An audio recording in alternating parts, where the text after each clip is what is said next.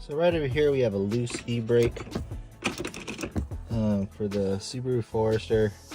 Probably when we did some adjustments to change out the rotor, it became loose. But we're gonna try to loosen the panel real quick. And it's just gonna be as simple as pulling this area here and see if we can attach that.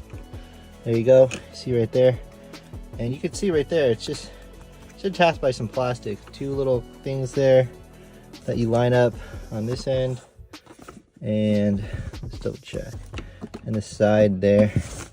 So they're really not much. And what we want to do is just adjust this bolt here. So what I have here is a 10mm deep socket on a 3/8 ratchet, 3-inch extension. And I'm just gonna tighten it.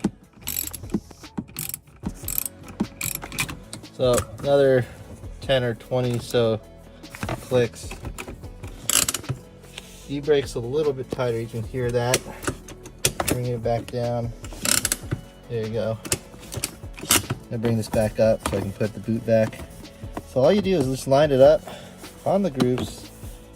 You can feel around, and then after that you just press forward, and it's in. If you ever need to bring it back out, you just kind of pull it out. But that's how you adjust Subaru e-brake.